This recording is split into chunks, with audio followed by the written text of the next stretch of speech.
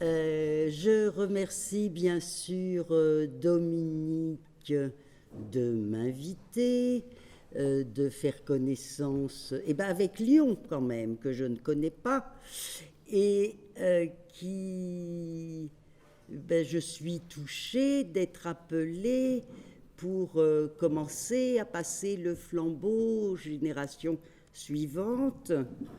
Je veux quand même me présenter un peu pour vous dire que je suis une gynécologue des années 70 à Paris et que c'était tout un mouvement de grande transformation, de grande dynamique, puisque je suis la première génération de gynécologues à prescrire la pilule. Donc l'avènement de la contraception. Les jeunes ne peuvent pas se rendre compte.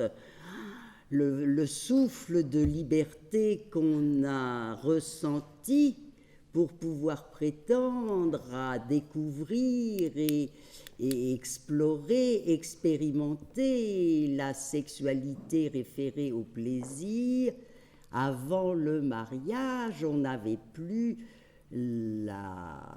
l'injonction d'être vierge. Donc vous voyez, hein, ça en est passé du temps. Hein.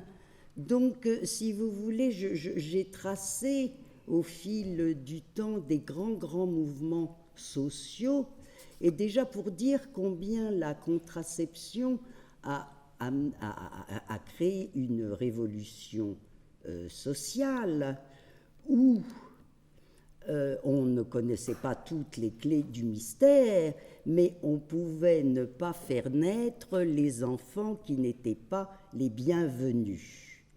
Donc la révolution, c'était que l'esprit, notre esprit, prenait le pas sur la biologie du corps. C'est quand même incroyable.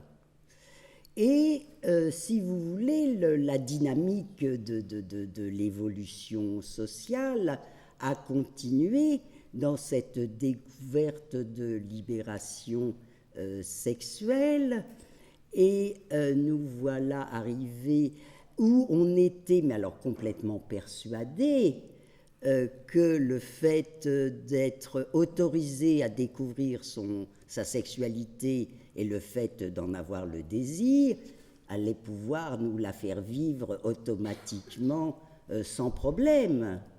Alors, ma génération, on a eu un mal fou à reconnaître qu'on ne savait pas la vivre. La deuxième génération, ça veut dire qu'on est passé de l'interdit de la jouissance sexuelle au déni des difficultés sexuelles. Et je trouve que la génération actuelle des jeunes se met à reconnaître qu'il y a des difficultés et qu'il est question de les reconnaître, il est question d'en prendre conscience, il est question d'apprendre à communiquer entre les hommes et les femmes, que cette sexualité n'est pas uniquement une histoire de corps, mais une histoire de fonctionnement spirituel, une histoire d'esprit. C'est l'esprit qui vous fait arriver dans cette salle ce matin, hein, votre désir de profiter et d'être curieux de voir ce qui va vous être présenté. Moi, le désir de venir vous transmettre des informations qui me sont chères à la transmission. Donc, si vous voulez, on ne peut absolument pas réduire la sexualité, la rencontre des corps à une histoire de corps, et il est question de pouvoir faire de pouvoir se demander, de faire un travail de reconnaissance personnelle, de savoir un peu et comment on est fait et comment on fonctionne, et être curieux de savoir comment le partenaire ou la partenaire est fait et comment elle fonctionne, et comment on va réussir à s'ajuster pour pouvoir se compénétrer, pour pouvoir passer dans l'espace un espace qui est plus grand que nous, dans une rencontre que l'on sait vivre et qui entretient notre santé. Savoir vivre la rencontre charnelle, sensuelle et sexuelle est une médecine préventive. Ça chasse les maladies, c'est ce que j'ai appris 12 ans, après 12 ans de gynécologie allopathique. Je découvre la médecine chinoise, qui est une médecine holistique, où on a à cœur, à charge de permettre l'entretien du souffle de la vie qui circule en nous, et on soigne plus une personne qu'une maladie. Et donc, je découvre des capacités de soins que je n'avais pas avec ma médecine. Je sais élargir mes capacités de soins de ces femmes qui viennent me consulter, et parce qu'elles ont des problèmes féminins, de maladies, de désagréments, de difficultés pour être enceinte et de difficultés pour vivre leur vie de femme. Et cette notion énergétique va me permettre de me faire comprendre pour leur permettre de devenir réellement elles-mêmes. Je m'excuse d'emblée auprès des hommes parce que je vais surtout parler du féminin et de la femme, et voilà. Et je les remercie d'être là. Alors, j'ai choisi comme thème, je ne sais pas si j'aurais choisi ce thème si j'avais bien saisi que c'était féminin-masculin, parce que j'ai choisi un thème de prévention, donc ça va très bien. Pourquoi et comment parler de sexualité aux enfants et aux jeunes ? Parce que, si vous voulez, pour continuer mon cursus de découverte et de ma vie de médecin et de ma vie de femme, force a été de constater que je n'étais pas non plus mieux construit que les femmes qui venaient me consulter, et que justement, reconnaître quand ça ne va pas, qu'on a une structure, qu'on n'est pas construite pour savoir vivre la vie que l'on souhaite, on n'est pas construit pour savoir vivre la relation d'échange et de communication, c'est parce que non seulement on n'a pas les bonnes informations, mais on a les fausses. On a été construit avec des informations, j'ai envie de dire folles et fausses, parce qu'on a un héritage incroyablement interdicteur de cette notion de plaisir et de jouissance. La sexualité n'était référée qu'à la sexualité de reproduction, et donc la femme n'était référée qu'à une instance maternelle, et sa féminité n'existait pas. Et non seulement elle n'existait pas, mais elle était interdite, puisqu'elle était vécue par les femmes de mauvaise vie. Donc, si vous voulez, alors au fil à mesure, je vais dérouler un peu cet héritage. Il faut comprendre que persiste toujours une construction de notre vie affective et sexuelle qui ne nous permet pas d'être d'avoir de l'aisance et de la spontanéité à être content de vivre cette vie qui est une vie excessivement importante, qui a une part complètement importante dans notre vie si dense, occidentale, de travail, de famille. On est en charge de beaucoup de choses, et si on ne sait pas qu'on peut se reconstituer, si on ne sait pas qu'on peut accueillir des forces nouvelles, et ben pour se faire du bien, la Dominique, quand elle dit prenons une minute pour s'aligner, pour se reconstituer, pour sentir ses pieds, pour sentir qu'on est présent, mais ça change tout de savoir faire ça dans une journée. Et donc, si vous le voulez, je vais dérouler un thème qui est un thème pour permettre aux futures générations, à nos enfants et petits-enfants, d'être mieux outillés que nous l'avons été pour aborder cette vie adulte, parce que d'une façon très générale, pourquoi parler de sexualité aux enfants? C'est ma petite fille qui me dit, elle a 8 ans, l'année dernière, elle me dit, mais toi, pourquoi tu parles de sexualité aux enfants? Et parce que je veux que vous soyez heureux plus tard quand vous allez être grand et adulte.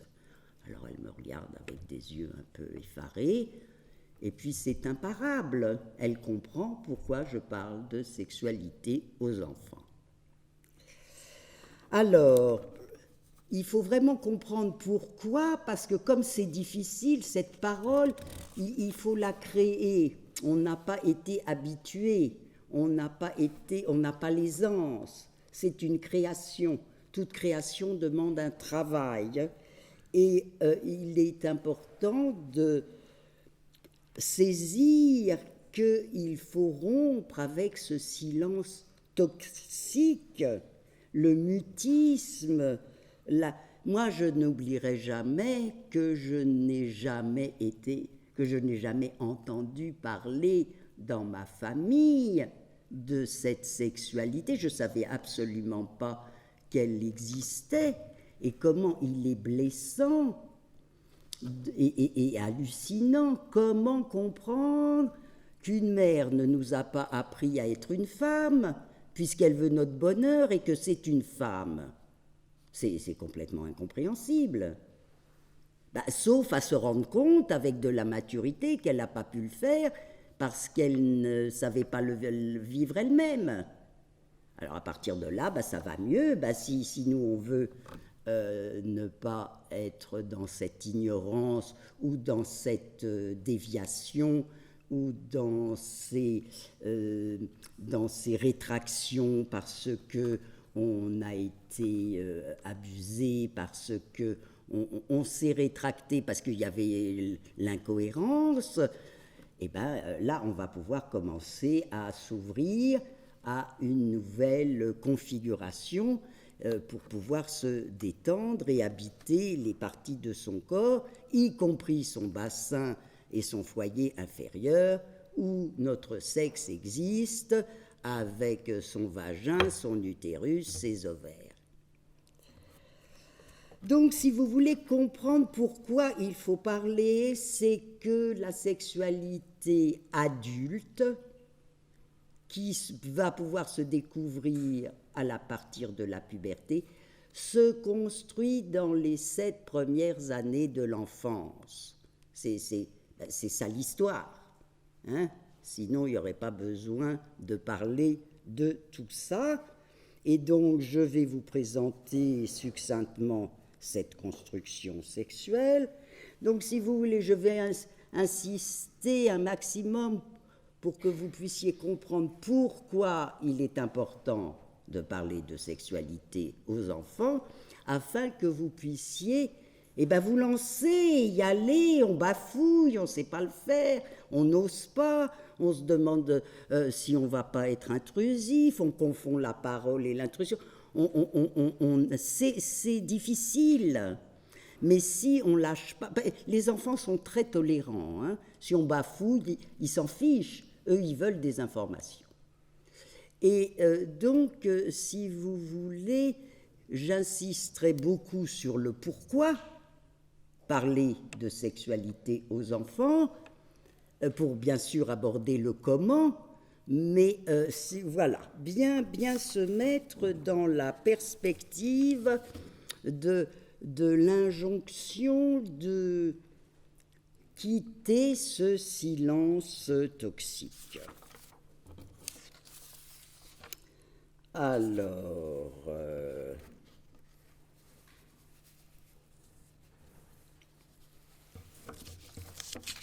j'ai déjà dit tout ça. Ça veut dire que, si vous voulez, l'amour et les sentiments ne suffisent pas, ne nous permettent pas de vivre notre sexualité. Hein? C'est pas parce qu'on s'ouvre à un partenaire qui nous fait quelque chose, et puis parce qu'on a envie de lier connaissance, et que notre sexe va être concerné. Et c'est pour ça, si vous voulez, là on est, peut-être que je vais me répéter, hein, mais parce que si vous voulez, pourquoi je vous raconte ça? C'est parce qu'on a encore, je fais à nouveau référence à l'héritage social, l'interdit du 19e siècle, qui a été le plus interdicteur, hein, en France, en Occident. C'est le siècle le plus interdicteur du corps. On ne voyait pas le corps, on se lavait habillé, on se baignait soit habillé, soit on mettait des poudres dans les eaux pour pas qu'on voit le corps. Il n'y avait pas de miroir. Et comme on reconnaît, et là on voit d'emblée qu'on a un héritage complètement différent entre les hommes et les femmes. Les hommes, j'ai envie de dire, eux, sont d'emblée coupés en deux dans leur héritage.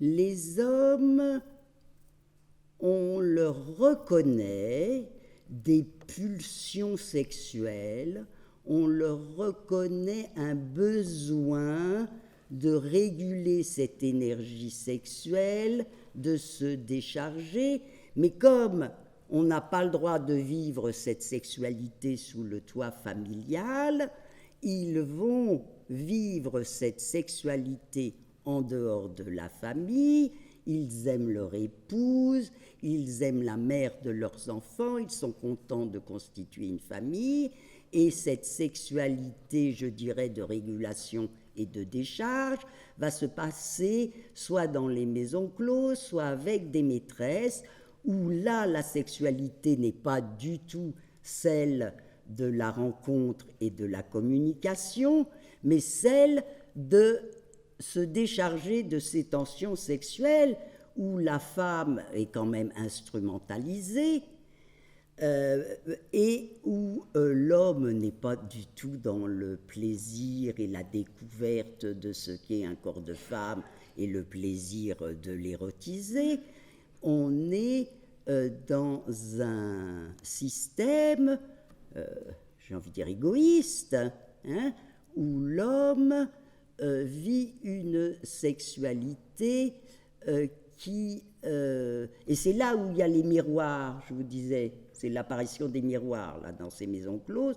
Là, on voit qu'il y a toute une dynamique où le fétichisme et le fantasme se met à exister pour assouvir les besoins des hommes.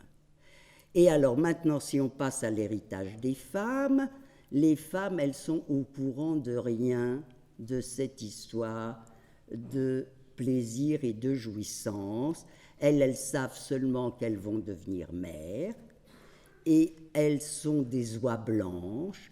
Elles attendent toutes de l'homme, que l'homme les initie à des chuchotements qui se passent où elles sont informées de rien du tout. Et le fait d'informer de rien du tout, ça va donner des pathologies où la pénétration va être complètement inconnue puisqu'elle ne sait pas que son sexe se prolonge à l'intérieur de son corps et donc la pénétration est effrayante, elle fait peur, on ne sent rien à l'intérieur, l'intériorité n'existe pas.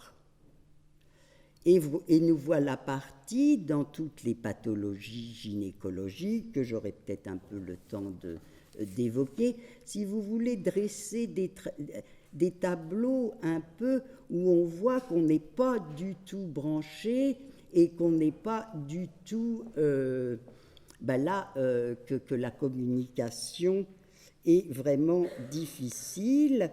Et donc, c'est là où nous avons à charge, en tant que mère, réelle ou spirituelle, en tant que grand-mère réelle et spirituelle, et j'ai envie de dire en tant que père réel ou spirituel et grand-père réel ou spirituel, où nous avons à charge de permettre de s'y mettre maintenant, parce que sinon, ça y est, on recule déjà d'une génération. Hein ? Puisque j'ai parlé de l'importance de ces informations les 7 premières années de la vie. Donc la parole, la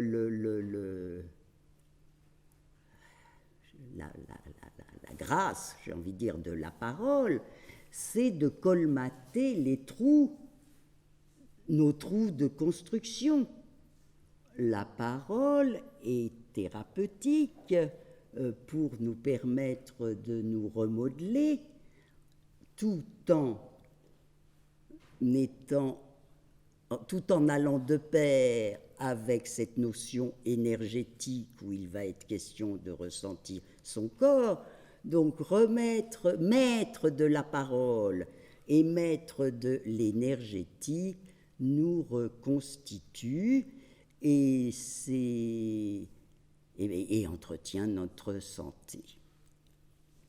Alors, comment se construit la sexualité, hein? Alors, la première partie, alors déjà il est important de remonter à la conception. Comment il est important de permettre à un enfant d'arriver sur Terre dans le désir partagé des 2 parents. Ce désir partagé va permettre à cet enfant d'arriver sur Terre, d'avoir un droit d'emblée à exister.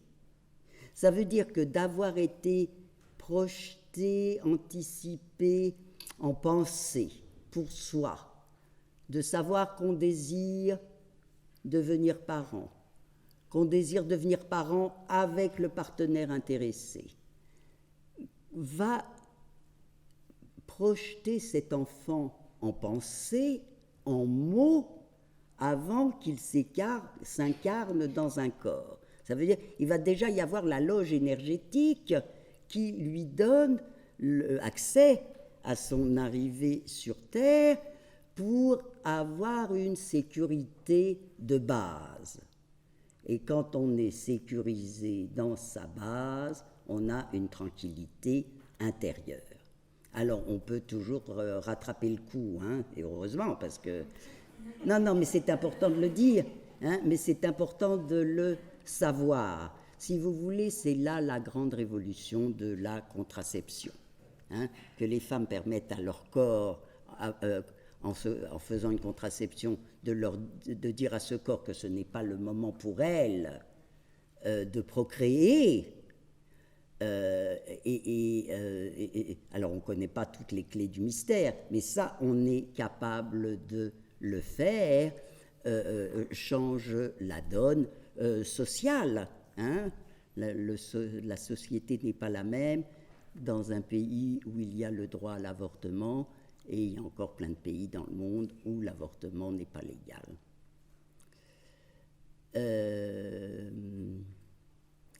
La naissance, l'accueil de cet enfant. Savoir que dans les 2-3 premières années de l'enfance, cet enfant qui arrive sur Terre, là, il est accueilli dans un bain de langage, et c'est le corps à corps affectif d'être porté, d'être choyé, d'être respecté, d'être nourri, de répondre à ses besoins, et les caresses et les baisers et le respect de sa toilette qui va lui faire acquérir une confiance en lui-même et une confiance en l'autre. Hein? Et ça veut dire qu'il va être capable plus tard, dans le rapport affectif, sensuel et charnel, de s'abandonner à l'autre et de se donner à l'autre, que l'on soit un homme ou une femme. Hein? Cette capacité d'être confiant et d'être heureux de recevoir des caresses et des baisers et de se reconstituer. L'enfant avant 3 ans, avant une autonomisation où il va être capable de dire « je », ne se sait pas séparer de ceux qui s'occupent de lui, donc en particulier sa mère.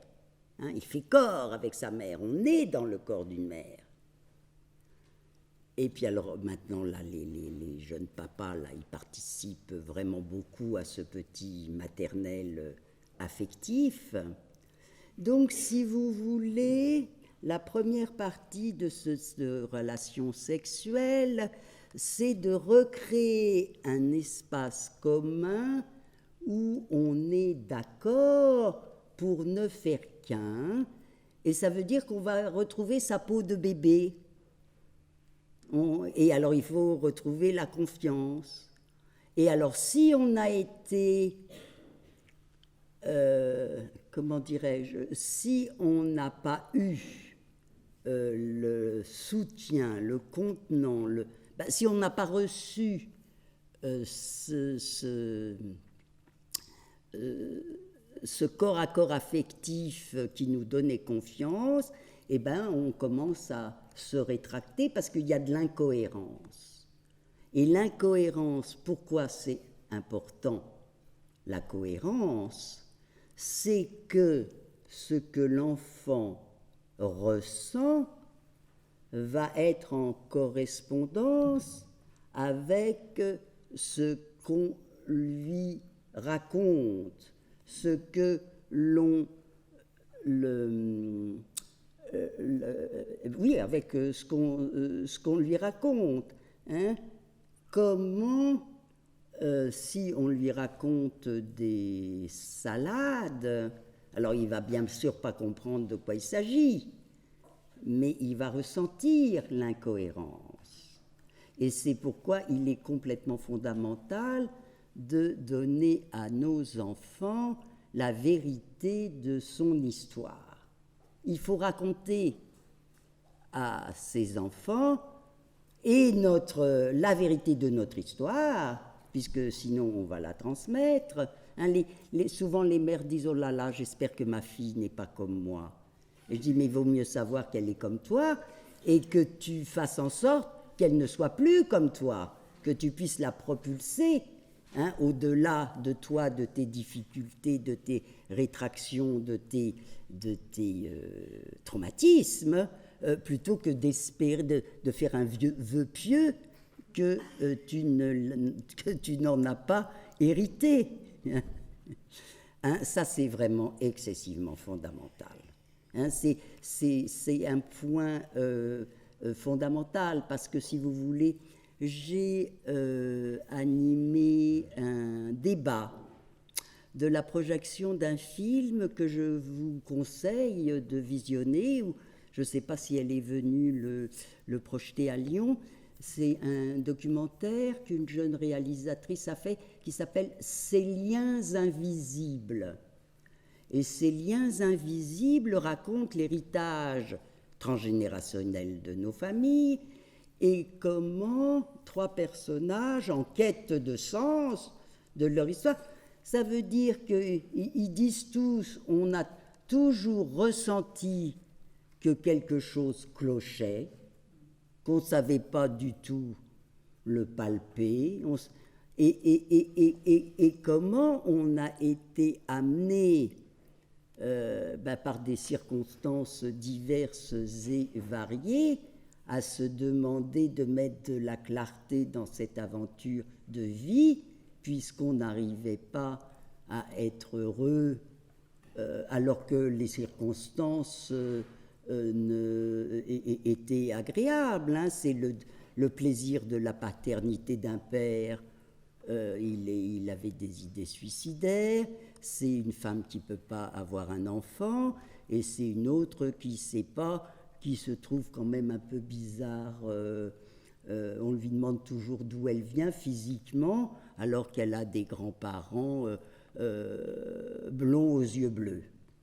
Hein, et elle, bon, elle n'a pas l'air tout à fait comme la famille. Donc, si vous voulez, l'importance de transmettre la vérité de son histoire, l'importance du respect au moment de la toilette. Je suis toujours dans cette diade mère-enfant, dans le fait que l'enfant ne se sait pas séparer de celui qui s'occupe de lui, et où la toilette du sexe ne va pas être respectueuse d'une façon ou d'une autre. Ou bien c'est tellement émouvant qu'on ne peut même pas regarder et aborder ce sexe avec simplicité, qu'on le nettoie, qu'on s'en occupe comme une chose pour hygiénique, qu'il soit bien propre, où il n'existe pas, où il fait peur, où on ne sait pas le respecter, même pas le respecter, on ne sait pas le reconnaître comme étant le sexe de l'enfant. Tout simplement. C'est notre sexe, c'est le sexe. Et donc, si vous voulez, Françoise Dolto raconte une histoire très émouvante d'une mère qui vient avec une petite fille qui a fait des convulsions et qui est inquiète, évidemment, et Dolto arrive à comprendre que cette maman brique le sexe de sa petite fille comme une chose, et que du coup ça chauffe cette petite fille, ça chauffe jusqu'à ce qu'elle disjoncte et qu'elle fasse des convulsions. Et le fait d'en parler à cette maman avec sa petite fille a tout fait arrêter les convulsions. Donc, si vous voulez, ça va aussi au-delà d'un inconfort, hein. Ça veut dire que si ce sexe n'est pas reconnu, il n'existe pas. C'est surtout ça. Moi, je pense que c'était ça, moi. Mon sexe n'existait pas, il n'avait pas de nom, je connaissais absolument pas son fonctionnement, je savais qu'il servait quand même à quelque chose d'incroyable, qu'on faisait des bébés, et si vous voulez, cette blessure me fait toujours être là devant vous à dire, raconter à vos enfants qu'ils ont un sexe, qu'ils sont sexués, pour être des adultes contents plus tard de pouvoir vivre leur sexualité, de devenir eux-mêmes adultes et donc adultes sexués. En fait, c'est ça l'histoire. Alors, qu'est-ce que je veux vous raconter d'autre? Alors, cet enfant grandit quand même. Hein. À partir de 3 ans, il va se mettre à savoir parler, à savoir dire je. Et cette diade, cet espace commun va s'ouvrir et on va passer de la diade à la triade. L'introduction du père va faire en sorte que le père va avoir la fonction de témoigner à son enfant que la mère, on a pu le faire plus tôt, hein, mais n'est pas le monde entier. Il y a plus grand que la mère. La mère, et qu'il est question de pouvoir de pouvoir propulser nos enfants pour leur découverte personnelle du monde, et qu'en cette période qu'on appelle, les psychanalystes appellent cette période de 3 à 7 ans la période de l'Oedipe, hein, c'est l'éclatement de la triade, c'est le père qui se met à donner le paternel. Vous savez, il ne faudrait plus parler de père et de mère, il faudrait parler de fonction paternelle et de fonction maternelle. La fonction maternelle est une fonction d'assistanat. On assiste l'enfant pour lui permettre de faire ce qu'il n'est pas encore capable de faire seul. Et le paternel est une fonction d'assistance à l'enfant pour lui donner des outils de ne plus avoir besoin de l'assistance maternelle, de lui apprendre à s'autonomiser et à pouvoir faire seul. Et c'est vrai que ça ne va pas de dire la mère et le père, ça va de dire le maternel et le paternel. Et le masculin, c'est une force qui va partir de soi et aller dans le monde, et le féminin va être une force qui va partir de l'extérieur et nous rentrer à l'intérieur de nous. C'est une force accueillante et une force réceptrice. Et effectivement, ce sont tous ces mouvements de don, de réception, d'émission, d'accueil, hein, et cette mobilité, hein, avoir de la mobilité pour faire tout ça en même temps finalement. Hein, si on est un homme, hein, on a aussi ces 4 instances en nous. Moi, je sais que j'ai eu beaucoup de plaisir d'apprendre à mes enfants. Il n'y avait pas les scratchs encore quand j'étais maman, hein, pour les chaussures, et j'apprenais à faire les nœuds et les boucles, et j'étais contente qu'ils apprennent à savoir mettre leurs chaussures tout seuls. Et j'étais contente pour eux, puis quand même ça gagnait un petit peu de temps le matin pour partir. Donc, si vous voulez, voilà, hein, essayez de comprendre une dynamique où cette période de 3 à 7 ans, où l'enfant se met à poser des questions, on va leur répondre, et on va toujours leur répondre même si on ne sait pas. Je trouve que la blessure qu'on fait à un enfant, c'est de faire semblant de ne pas avoir entendu ces questions.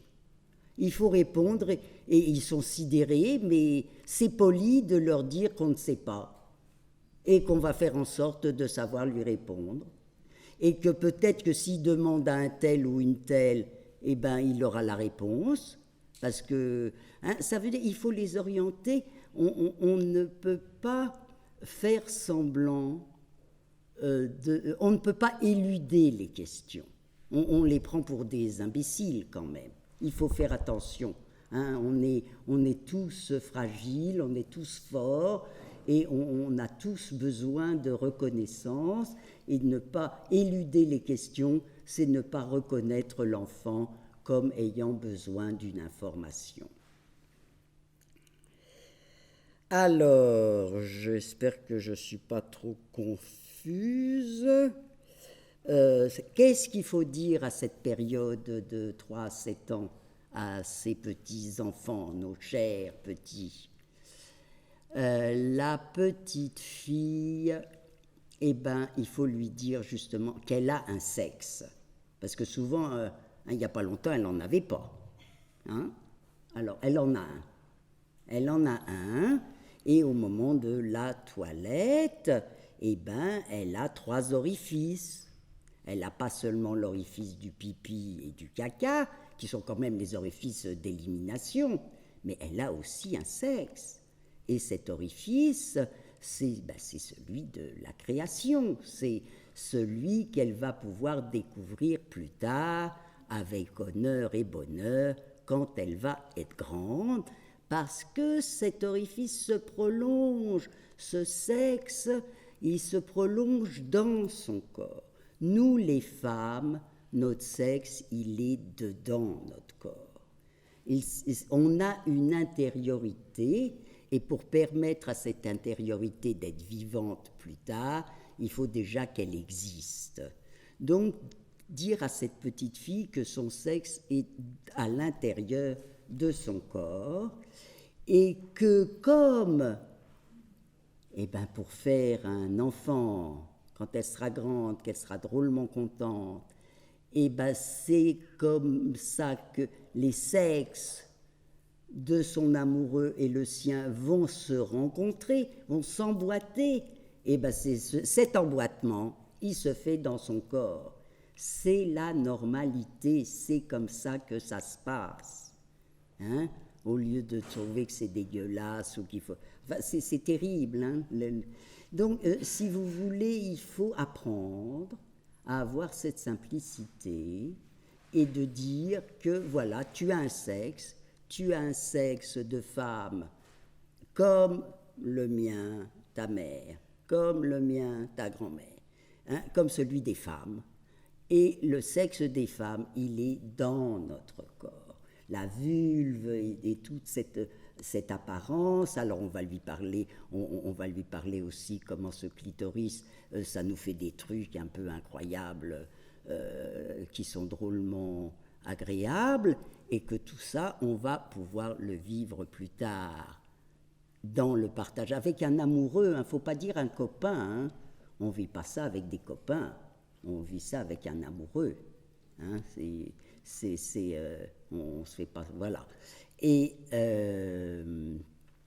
on sera non seulement content de pouvoir vivre cet emboîtement de sexe quand on aura et que ce sera bien le moment pour nous de faire un enfant, mais on pourra le vivre aussi pour se donner de la force, parce que ce qui donne la vie, ça donne de la force si on sait l'échanger quand on est grand. À une fille, à un petit garçon, qu'est-ce qu'il faut lui dire? Ce que je veux dire, c'est qu'il faut surtout parler à ses enfants, il faut essayer d'être très simple, surtout parler de ce qui ne se voit pas. Hein, l'intériorité du sexe féminin ne se voit pas, et les petits garçons, qu'est-ce qui ne se voit pas? Et ce sont leurs testicules qui détiennent la vie. Hein? Comment leurs petites boules sont les détenteurs de la moitié d'une vie, et que les ovaires d'une femme sont les détenteurs de la moitié d'une vie.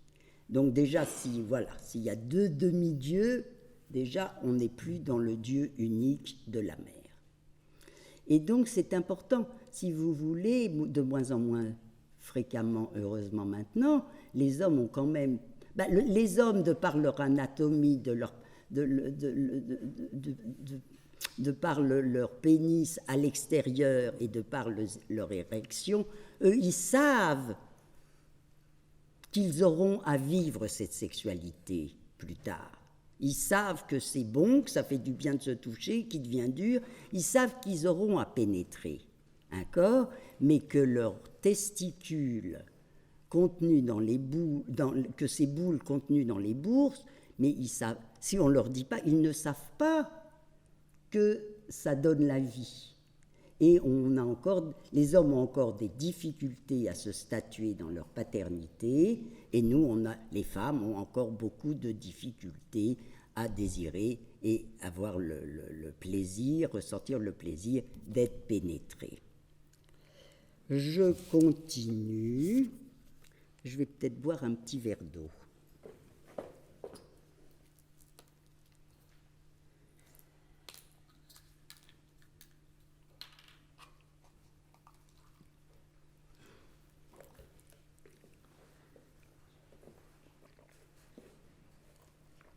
Alors, qu'est-ce qui se passe dans l'ignorance?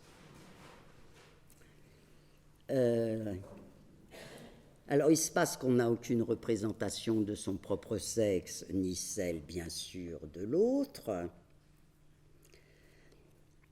Il se passe qu'on va être construit comme on nous a construit, comme la famille et le social nous a construit. Hein. On est en France, c'est la langue française, on est au XXIe siècle. Hein. Tout ça, ça compte aussi dans notre construction. Et si on n'a pas eu ces informations de la famille, eh bien, elles vont arriver de l'extérieur. Et alors, qu'est-ce qui se passe? Eh ben voilà, alors maintenant on voit ce que c'est, hein, on voit que c'est les copains, et alors il y a la cour de récré, et les informations, et à l'école, et puis le porno va arriver très vite, avec les sites porno, avec les faits divers, avec les traumatismes, les abus, la pédophilie, l'inceste, les viols. Donc, si vous voulez découvrir cette sexualité sans pouvoir le partager avec sa famille et ses parents, c'est toujours traumatique. Parce que c'est invraisemblable. Sinon, on l'aurait su. Hein, c'est impensable. C'est impensable. Hein, c'est moi, quand une copine... J'avais 14 ans, m'a dit, elle avait 16 ans et demi, mais que c'était tellement formidable de faire l'amour, je suis quasiment tombée dans les pommes. Je n'ai pas pu, au lieu de profiter, de lui dire, alors comment c'est de ma première séance d'éducation sexuelle, je n'ai pas pu entendre. Hein, il aurait fallu que ma mère et mes sœurs me parlent de tout ça. Hein, j'ai été dans le déni, j'ai évacué. Donc, si vous voulez, c'est quand ça ne vient pas de la famille, de parents ou de figures spirituelles qui sont validées, eh ben, ça donne un malaise terrible pour les adolescents. Et ce malaise va tout à fait jusqu'au désespoir. Donc, et puis alors, qu'est-ce qui se passe? Eh bien, il se passe que on va être emboîté sexuellement dans la construction de celle de notre famille. Hein? Et puis alors, c'est en train de changer, mais pas vraiment. Hein, la fille... Alors on lui dit, c'est l'amour qui compte, hein, il faut que tu l'aimes, il faut que tu rencontres un homme que tu aimes. Et alors ça fait des injonctions alors est-ce qu'elle aime, est-ce qu'elle n'aime pas, est-ce qu'elle a envie, est-ce qu'elle n'a pas envie, hein, ça suffit pas. Ça veut dire qu'il faut dire oui, ça veut dire qu'il faut être d'accord, hein, ça veut dire que ce qui va être important, c'est de se mettre d'accord et de pouvoir se dire oui, un consensus pour la découverte de l'expérience. Et alors pour les garçons, c'est compliqué. Là, eux, ils ont envie d'expérimenter. Eux, c'est plus l'expérimentation qui cherche aussi. Hein, donc, il y a aussi une injonction pour eux ou de la performance, ou alors au contraire aussi la peur et l'ignorance. Donc, ça veut dire qu'on donne une vision mécanique à ces enfants de cette sexualité, ou alors une vision asexuée. Hein? Et et à ce moment-là, ces jeunes, ils se retrouvent complètement hantés. On se retrouve hantés par l'histoire. Hein, les garçons, les jeunes,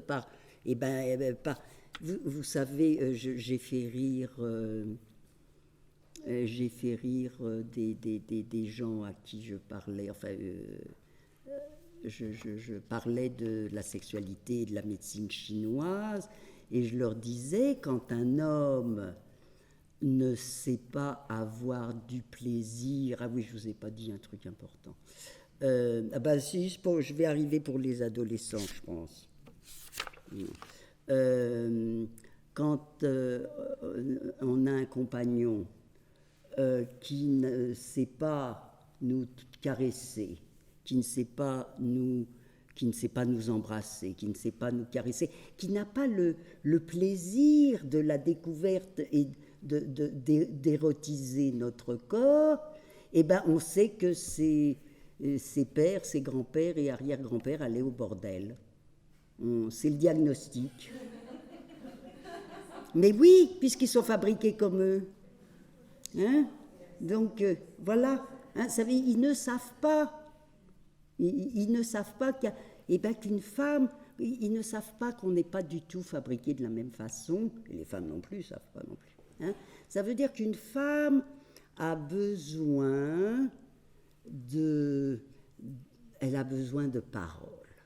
Elle a besoin de caresses, elle a besoin de baisers, elle a besoin que sa peau s'érotise et que ses zones érogènes s'allument, de la bouche, des mamelons, et que se crée un mouvement de descente du corps, du haut du corps, du cœur, jusqu'à son sexe, pour allumer son sexe, et ressentir le désir d'être pénétré.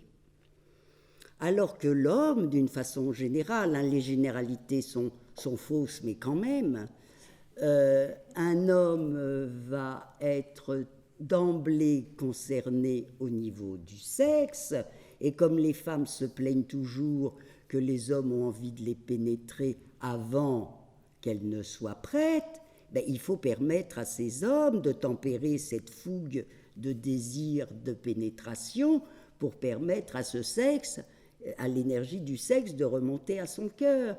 Ça veut dire que les femmes doivent à ce moment-là être vraiment partie prenante de l'intérêt de ce sexe, qu'elles mettent de l'attention, de la curiosité, du désir, que ce sexe soit masculin, soit considéré, soit honoré, soit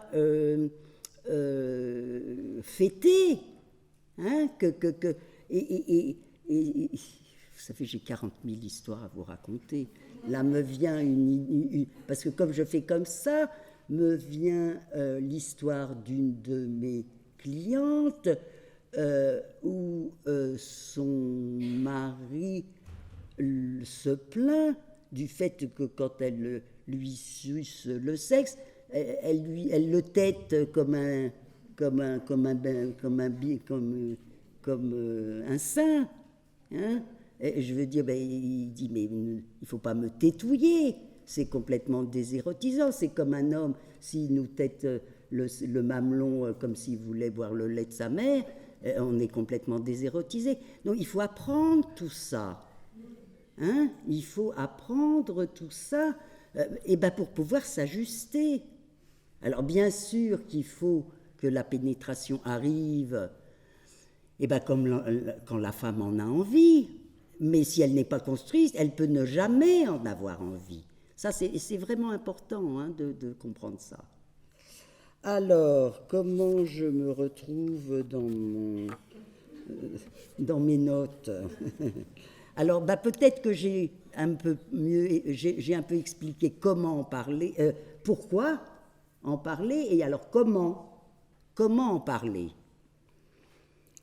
Eh bien, si vous avez compris, ça se pense et ça se construit. Et il faut apprendre, il faut s'entraîner. Et il faut s'entraîner, il faut en parler avec les copines, il faut en parler.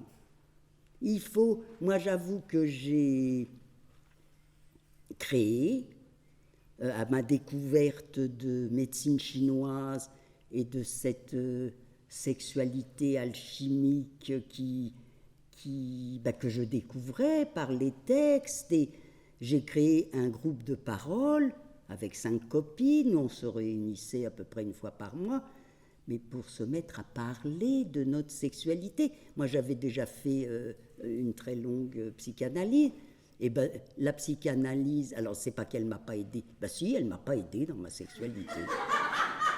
Mais c'est ça, hein, elle m'a pas aidée à savoir vivre la rencontre des corps. Hein, c'est l'énergétique et la parole, le fait d'ouvrir la parole et d'apprendre. Et bien d'apprendre, on apprend, hein, on est dans le partage, on apprend et on répète. Vous savez bien qu'il faut répéter pour que ça nous rentre dedans. Hein, et donc on se prépare, et parce que c'est difficile, on est comme des enfants, hein, pour transmettre à nos enfants. On est inhibé, on a hérité du silence toxique de nos familles et de ce qu'on nous a rien dit, donc on est en plein héritage de mutisé, on a peur, et puis on n'est pas dans l'aisance. Là, vous me voyez maintenant, mais moi j'ai fait le cursus de la découverte, de l'apprentissage, de la parole. Moi je ne savais rien dire, je ne savais pas bouger, je ne savais rien faire. Et si vous voulez, c'est pour ça que je sais que ça s'apprend. Et c'est parce que je l'ai appris que je me suis sentie beaucoup moins fatiguée, avec des idées claires et beaucoup plus vivantes. Et bien c'est parce que j'ai été beaucoup plus heureuse que je suis là aujourd'hui devant vous. Parce que je sais que ça aide à vivre. Hein, et moi, j'ai à cœur de permettre à nos enfants et petits-enfants d'avoir des outils qui leur permettent d'être quand même plus à l'aise que je ne l'ai été moi-même. Alors, oui, souvent dire, oui, on a peur de dire parce qu'on a peur de leur faire de la peine ou de les traumatiser. Là, vraiment, il faut vraiment comprendre que c'est de ne pas dire qui est traumatique. Ça, je crois que là, c'est imparable. Hein, c'est imparable et c'est... Et voilà, donc c'est difficile de parler, c'est difficile d'apprendre à parler, et il faut saisir les occasions. Et il faut oser en parler entre copines, il faut oser en parler avec les copains, hein, parce que c'est quand même intéressant de voir l'échange. Et alors souvent on me dit, mais alors c'est à partir de quel âge? C'est à partir de quel âge? J'ai envie de dire, c'est tout de suite. C'est tout de suite, c'est la conscience qui se transmet. Hein? Quand on a eu des histoires difficiles, et quand on a eu... Eh ben, on est enceinte, et puis on communique avec ce petit, puis on se dit, écoute, vraiment, je vais me demander de te permettre d'y arriver mieux que moi. Hein? Déjà. Vous voyez, tout ça, et ça commence déjà à faire des informations différentes. Hein? Ce qui est difficile, c'est d'apprendre à être simple. Hein? On est... et il faut arrêter d'être coupable et d'avoir honte, et parce que ça aussi, ça se transmet. Et il faut... apprendre, il faut pas prendre du tout nos enfants comme des confidents. Il faut saisir qu'ils doivent avoir une représentation, qu'un adulte est sexué et qu'ils sont trop petits, mais qu'ils ont quand même un sexe et que ce sexe existe et que plus tard il sera vivant. Alors il y en a une petite qui disait à sa maman, mais alors c'est à partir de quel âge? Elle avait bien saisi que ça allait être assez intéressant, cette histoire. Hein, c'était alors... Et puis une autre mère qui... Maman, mais tu es mon modèle.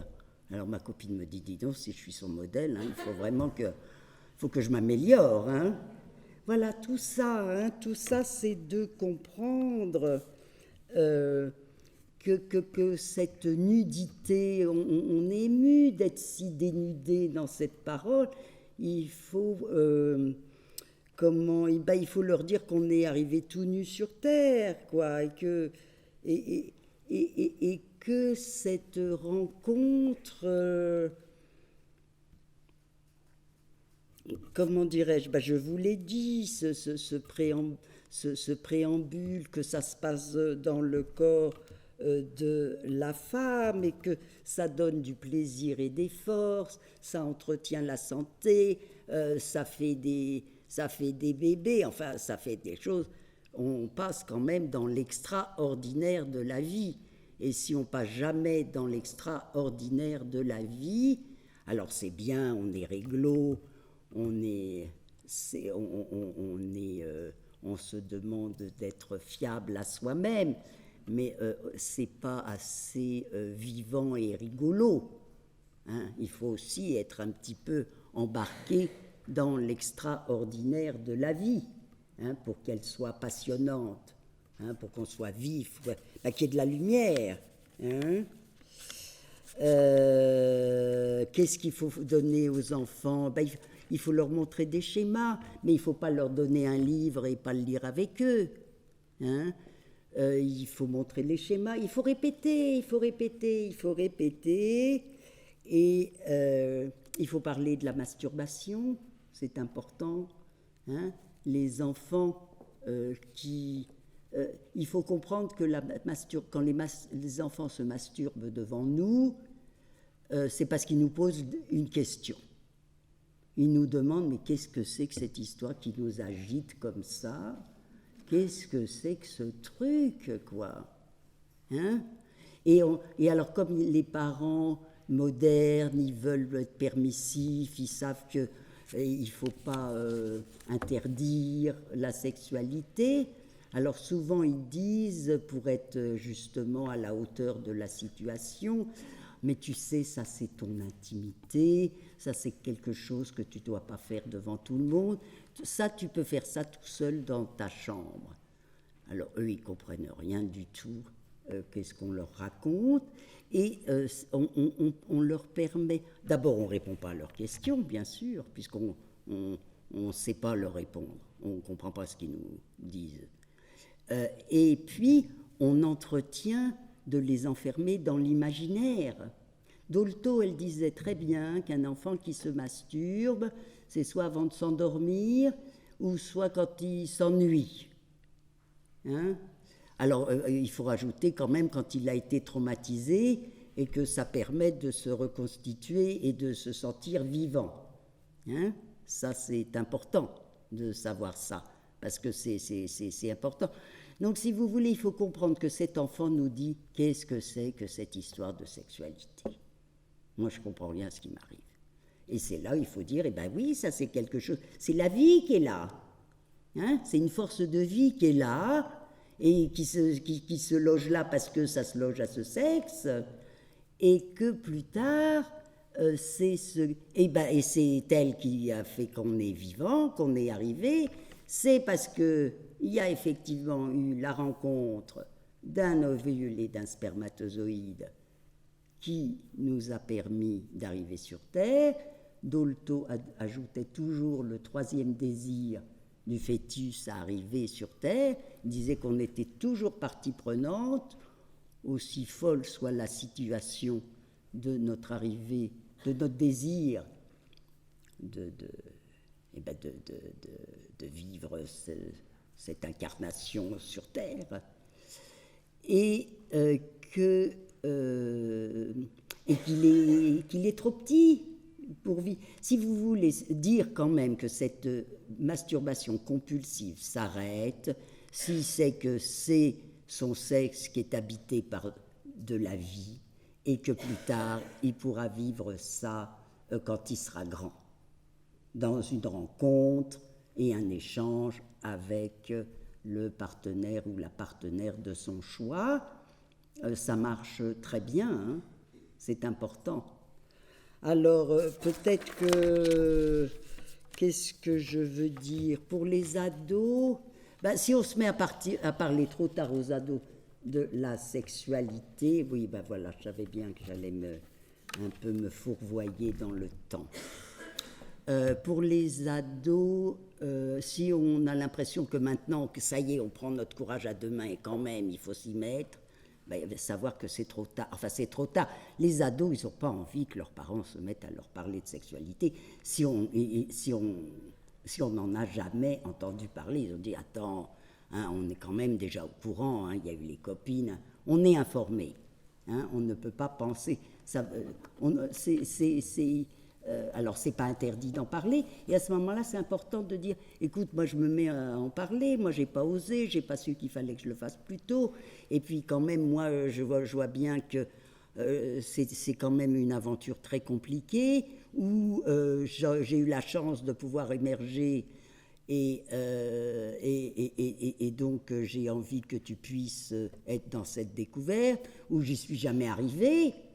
Hein, c'est important de dire j'y suis jamais arrivée. Alors, bien sûr qu'on est timide de dire à nos enfants qu'on ne sait pas vivre notre sexualité, mais c'est un bienfait pour eux, pour qu'ils se mettent à se remodeler. Et tutti quanti, et je vais m'arrêter là parce que j'ai encore tellement de choses à vous dire qu'il est 10h57 et que je dois m'arrêter là et je vous remercie.